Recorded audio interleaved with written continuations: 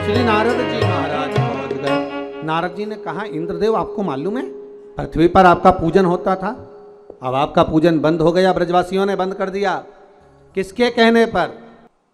नंद बाबा के छोटे से पुत्र के कहने पर तुम्हारा पूजन बंद कर दिया। इंद्र को क्रोध आया, अपार जलवृष्टि कराई, खूब जल, कहते हैं इतना जल गिरवाया और ऐसी मोटी मोटी बूंदें गिरवाई कि गोवर्धन नाथ जी के पत्थर की शिला पर, पर्वत पर आज भी बूंद के निशान हैं जो इंद्र ने बरसवाई।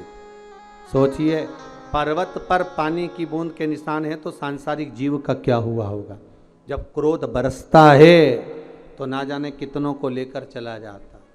क्रोध जब बरसता, क्रोध आया, सोचा अब क्या करा जाए।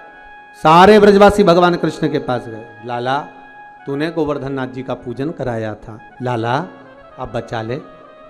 कन्हैया कहते हैं, ब्रजवासियों, जिसको तुमने अगरबत्ती लगाई, जिसको तुमने धूप बत्ती लगाई, जिसको तुमने दिया लगाया, जिसका तुमने पूजन करा, चलो उसकी शरण में चलते हैं। सारे के सारे उस गिरिराज बाबा की शरण में चले। बाबा गोवर्धन नाथ जी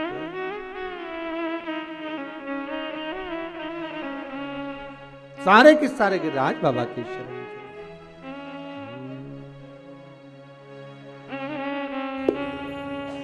सब के सब मिलकर गिरिराज बाबा के चरणारविंद में जाने लगे और बाबा के चरणों में पहुंचकर निवेदन करा है। गिरिराज बाबा से कहा, बाबा जलवृष्टि हो रही है, कृपा करिए। भगवान बोले, गोवर्धन पर्वत में से आवाज आई, कृष्ण मैं हल्का हो जाता हूं तो अपनी छोटी सी उंगली पर मुझे धारण कर लो। भगवान कृष्ण ने गोवर्धन नाथ जी को अपनी छोटी सी उंगली पर धारण करा।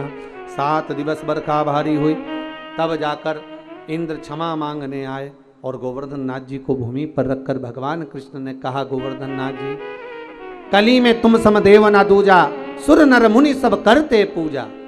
हे गोवर्धन नाथ, कलयुग में तुम्हारे समान कोई देव नहीं होगा। संसार के लोग आपकी पूजन कर कर सुख पाएंगे, जो आपकी परिक्रमा लगाएगा, दूध चढ़ाएगा, मनवांछित फल पाएगा। ऐसे मेरे गोवर्धन नाथ जी हैं।